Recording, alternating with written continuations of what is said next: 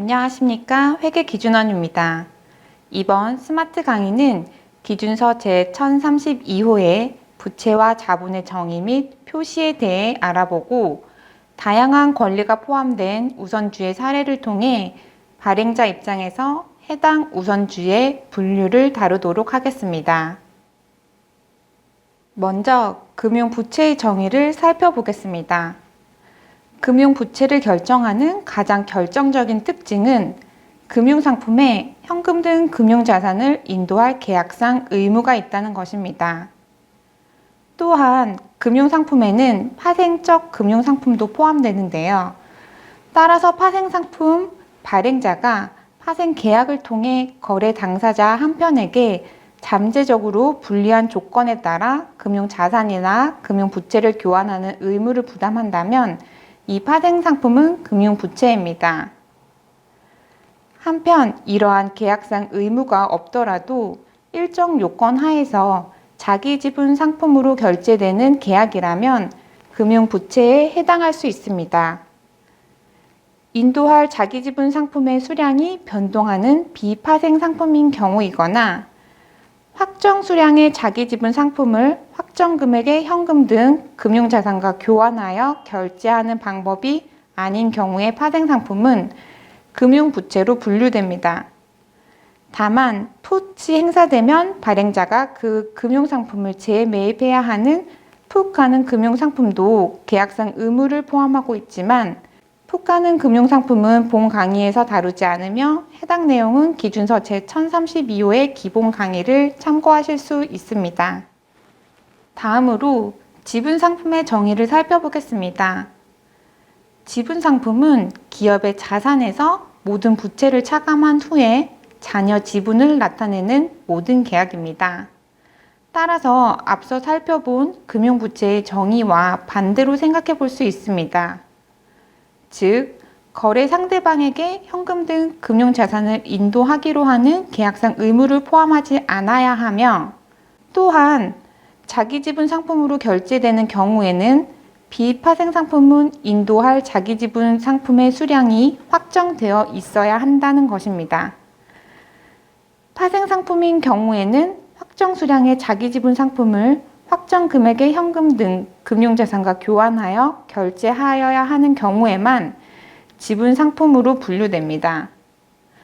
자기지분 상품으로 결제하는 계약에서 확정 수량 조건을 고려하는 이유는 확정 금액과 동일한 가치를 가지도록 결제 시점에 지분 상품 공정 가치를 기준으로 지분 상품 수량이 변동된다면 이는 현금 대신에 지분 상품을 결제 수단으로 사용한 것입니다. 즉, 이러한 계약은 자본에 대한 특정 지분의 권리와 의무를 나타낸다기보다는 특정 금액에 대한 권리와 의무를 나타내는 것으로 볼 수 있기 때문에 지분 상품이 아니라 금융부채로 분류합니다. 한편 이러한 거래에서 결제 시점에 지분 상품의 수량이 변동하더라도 자산이나 부채의 변동이 없고 손익이 발생하지 않으니 지분 상품에 해당한다고 생각하실 수도 있습니다. 그러나 이는 반대로 이 계약의 보유자 입장에서는 확정 금액에 대한 지분 상품을 수취하는 권리를 갖게 되므로 계약 시점에 해당 지분 상품을 보유함에 따른 자본 위험에 노출되지 않았다는 점을 주의하여 정의를 생각해 보아야 하며 또 결제 시점에 손익이 발생하지 않더라도 이는 거래가 결제되기 이전에 이미 손익이 발생하여 반영된 것으로 보아야 할 것입니다. 이러한 금융부채와 자본에 대한 표시는 기준서 문단 15에서 다루고 있습니다. 이에 따르면 금융상품 발행자는 계약의 실질과 금융부채, 금융자산, 지분상품의 정의에 따라 최초 인식 시점의 금융상품이나 그 구성 요소를 각각 분류하도록 합니다. 또한 기준서 문단 28은 복합금융상품에 대한 분류를 다루며 이에 따르면 복합금융상품 발행자는 복합금융상품이 자본 요소와 부채 요소를 모두 포함하고 있는지를 판단하여야 하며 각 요소별로 실질과 금융상품의 정의에 따라 분류합니다. 복합금융상품의 대표적인 예로는 원화 전환사채가 있습니다. 이 전환사채가 확정 수량의 보통주로 전환할 수 있는 사채라면 발행자는 현금 등 금융자산을 인도하는 계약상 의무는 금융부채 요소로, 또 확정 수량의 보통주로 전환할 수 있는 보유자의 전환권은 지분상품 요소로 분류합니다. 그럼 이번에는 여러 권리가 함께 포함된 우선주를 사례로 한번 살펴보시겠습니다. 첫 번째 사례로 특정 시점에 상환이 이루어지는 상환 우선주입니다. 언제든지 보유자가 상환을 청구할 수 있고 발행자가 이를 거절하지 못하는 경우에도 동일하게 적용됩니다. 이 경우 우선주 발행자는 보유자에게 금융자산을 이전해야 하는 계약상 의무가 있습니다.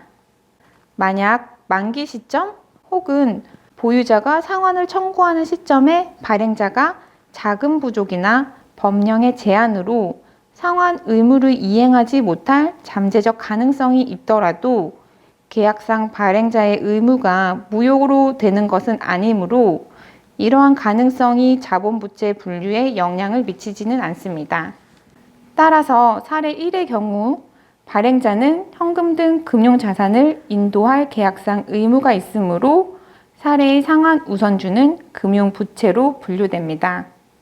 사례 1의 조건에 추가로 배당에 대한 조건이 있는 경우를 살펴보겠습니다. 해당 우선주의 배당이 참가적, 누적적이며 보통주의 배당 지급과 상관없이 매년 말 액면금액의 5%를 지급하여야 하는 조건이 있다고 가정하겠습니다.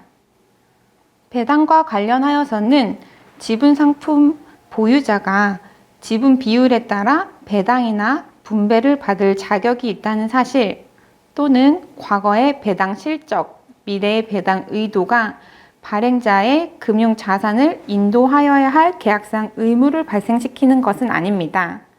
즉, 배당은 주총 결의사항이기 때문에 발행회사의 재량에 따르므로 일반적으로 발행회사는 계약상 배당을 지급할 의무가 없습니다. 그러나 이 사례와 같이 보통주 배당 지급 여부와 관계없이 우선주의 발행 시점에 매년 최소 5%를 배당으로 지급하기로 정하였다면 이러한 배당금 지급 의무는 금융부채에 해당합니다.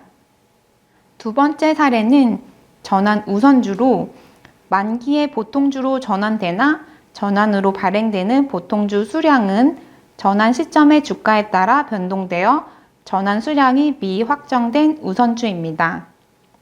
동사례에서는 자기지분 상품으로 결제되는 계약이므로 자기지분 상품의 수량이 변동하는지를 살펴보아야 할 것입니다. 전환 우선주 발행자는 후속적으로 우선주를 보통주로 전환하여 인도할 의무가 있으나 보통주로 전환되는 경우 우선주는 소멸되기 때문에 전환 우선주에는 자기지분 상품으로 결제되는 단일의 의무가 있습니다. 파생상품은 최초 계약 시 순투자 금액이 필요하지 않거나 적은 순투자 금액이 필요하여야 합니다. 그러나 전환 우선주는 최초 계약 시에 보통주로 전환 권리 의무에 대한 대가 총액을 지급하기 때문에 순투자 금액 요건을 충족하지 못하므로 파생상품이 아닙니다. 비파생상품이라면 자기지분 상품으로 결제할 수량이 확정되어 있다면 지분상품으로 분류되며 수량이 변동 가능하다면 금융부채로 분류합니다. 즉, 사례 2에서는 전환 시점의 주가에 따라 수량이 변동 가능하므로 금융부채로 분류됩니다. 만약 전환 시 발행할 보통주 수량이 이미 확정되어 있는 우선주의 경우에는 어떻게 분류될까요?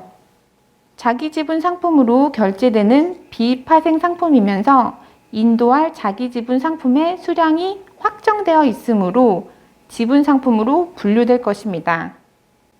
그럼 전환 우선주 발행 조건 중 추후 전환 비율을 조정하는 조건, 즉 리픽싱 조건이 있다면 어떻게 분류될까요? 전환 비율 조정이라는 것은 일정 시점에 주가가 전환 가격을 하회하는 경우 전환 시 발행할 수량을 조정하거나 매출 당기 순이익과 같은 발행회사의 경영 실적에 따라 전환 수량을 조정하는 것을 말합니다. 이러한 전환 비율 조정 조건이 있다면 자기 지분 상품으로 결제되는 비파생 상품 중 인도할 자기 지분 상품의 수량이 확정되지 않았으므로 지분 상품 정의 중 확정 수량 조건을 미충족하게 됩니다. 즉, 최초 시점에 전환 시점에 발행할 주식 수가 확정되어 있더라도 금융부채로 분류합니다. 추가로 전환 비율 조정 조건이 있지만 일반적으로 희석 방지 조항이라고 불리는 전환 비율 조정이 있는 계약을 살펴보겠습니다.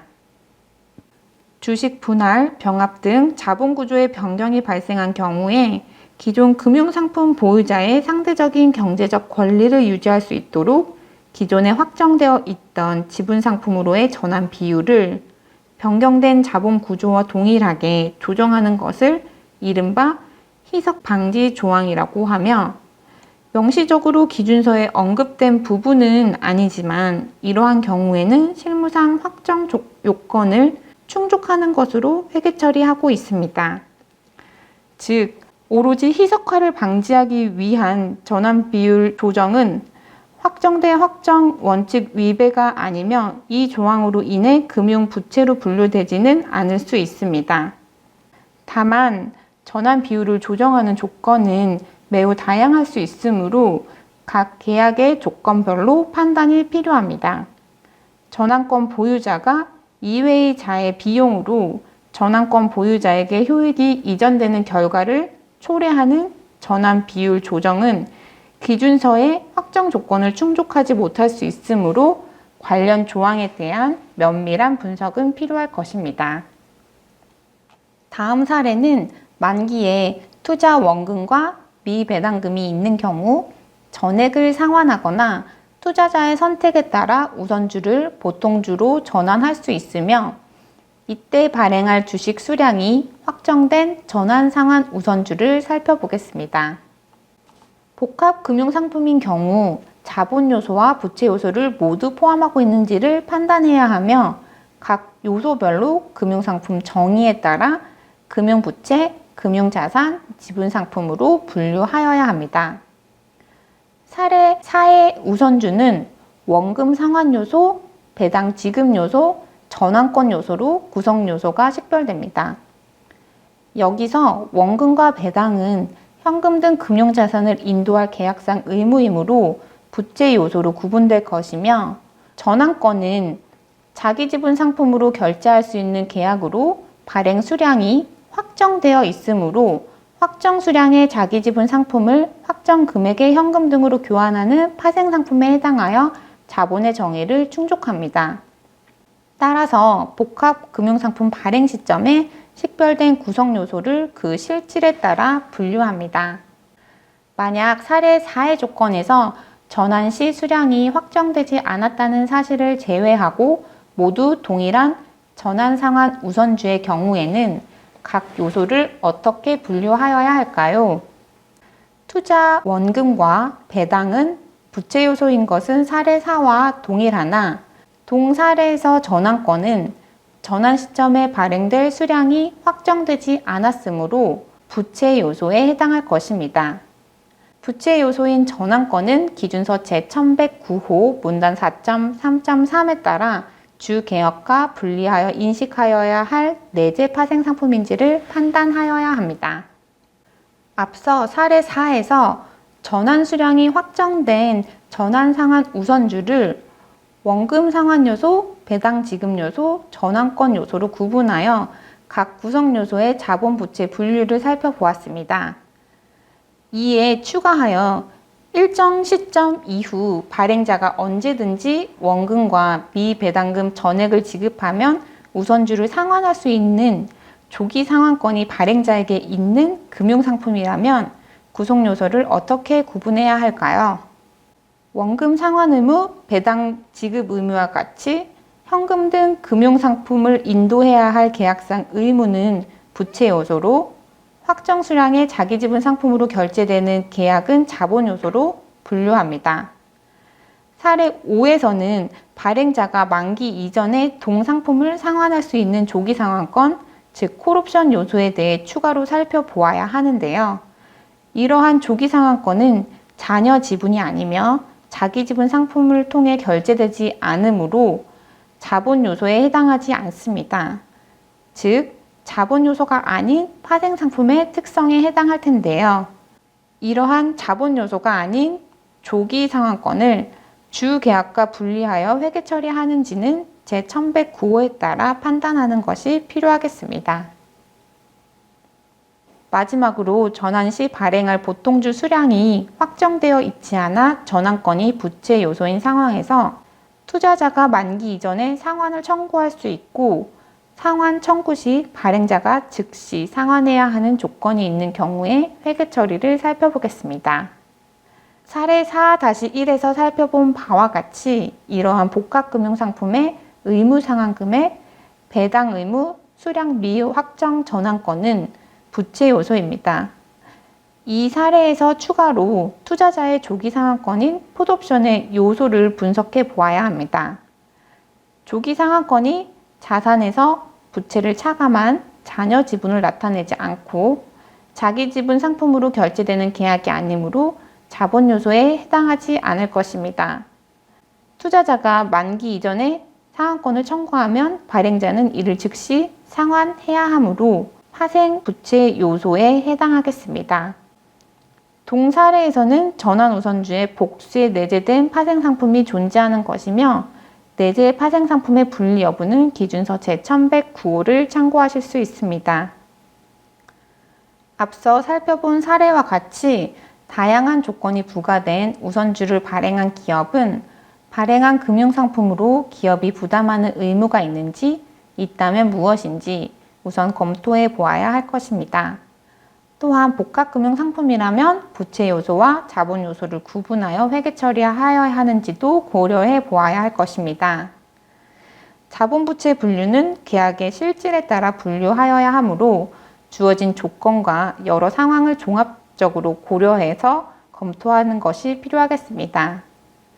이번 스마트 강의에서 다룬 사례가 우선주 자본부채 분류에 도움이 되시길 바랍니다. 감사합니다.